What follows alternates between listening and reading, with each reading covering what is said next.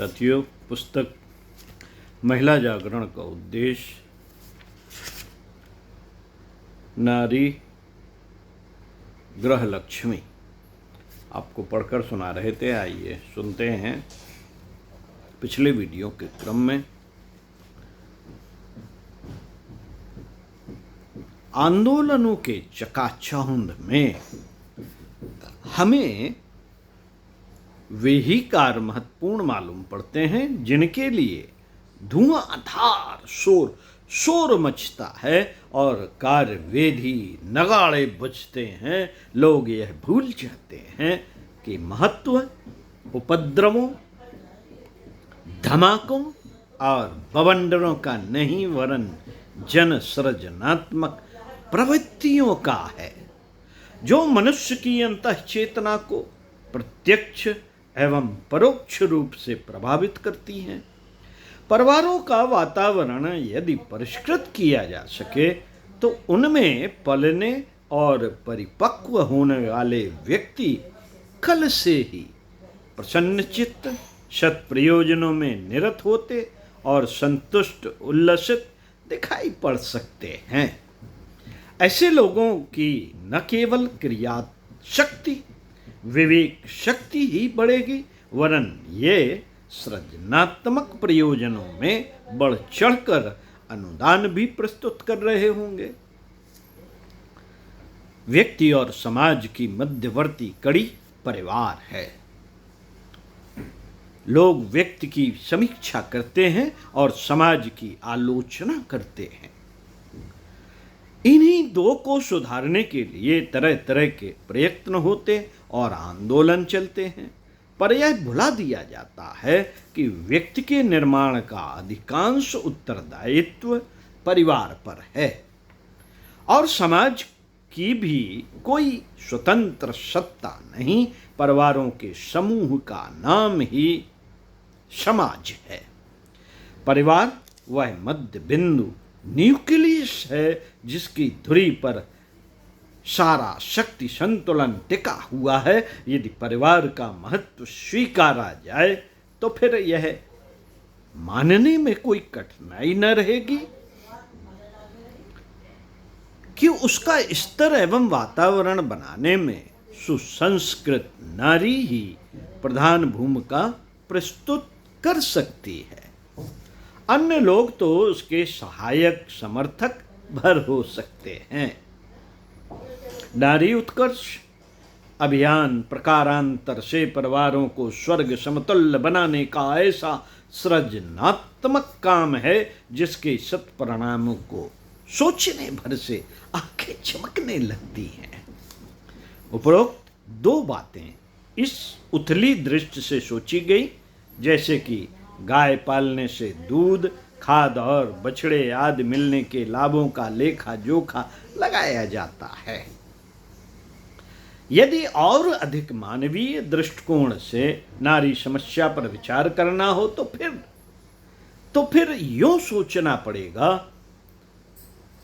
सोचना पड़ेगा कि नारी भी मनुष्य है। हर मनुष्य ईश्वर प्रदत्त कुछ मौलिक अधिकार अपने साथ लेकर आता है।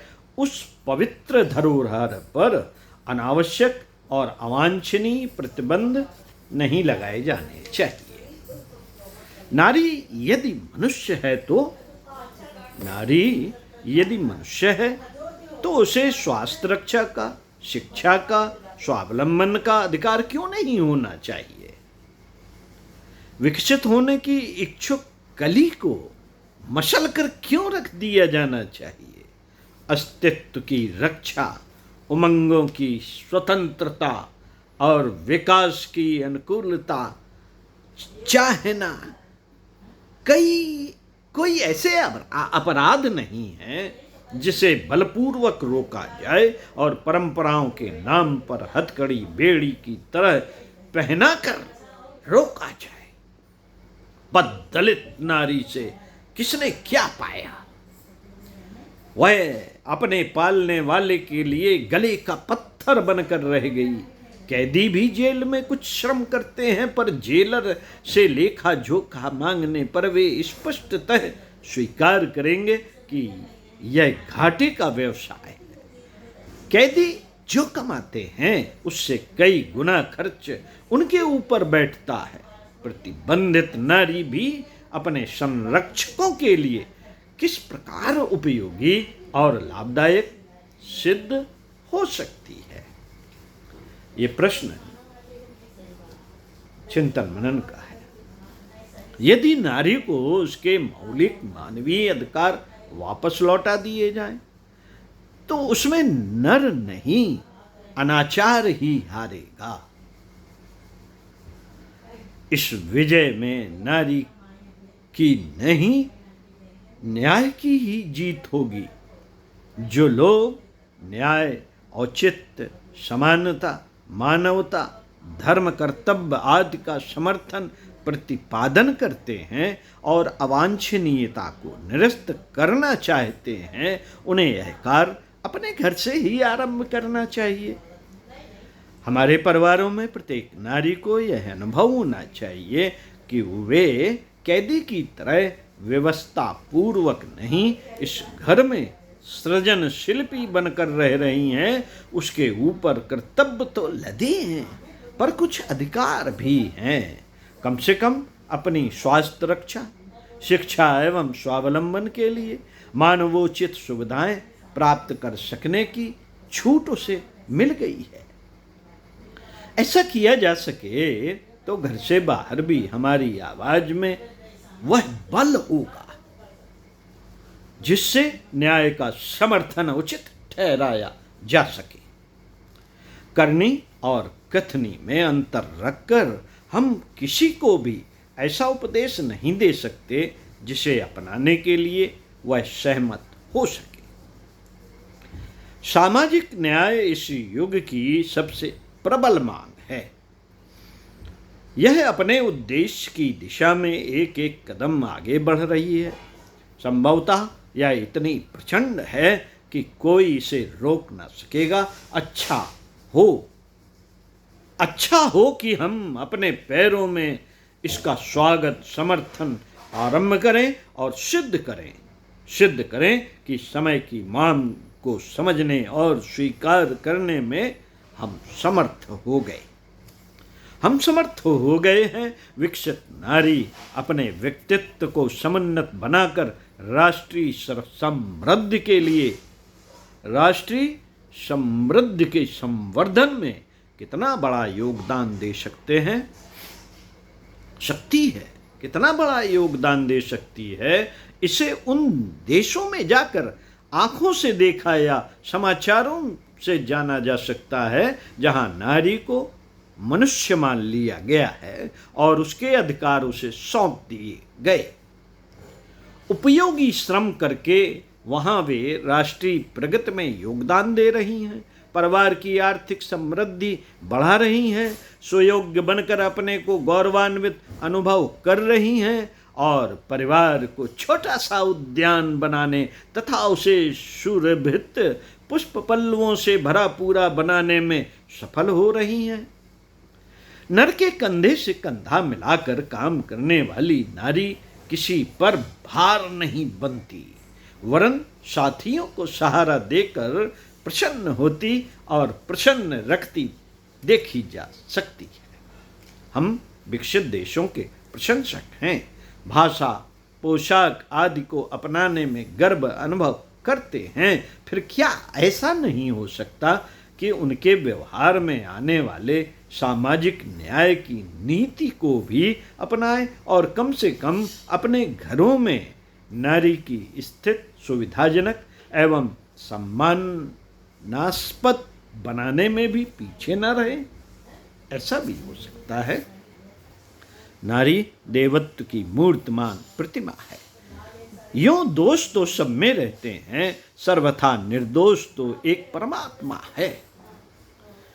अपने घरों की नारियों में भी दोष हो सकते हैं, पर तार्किक दृष्टि से नारी की अपनी विशेषता है। उसकी आध्यात्मिक प्रवृत्ति, बेटी, बहन, धर्मपत्नी और माता के रूप में वह परिवार के लिए जिस प्रकार उदात्त आदर्शों से भरा पूरा जीवन यापन करती है, उसे देखते हुए यह कहा जा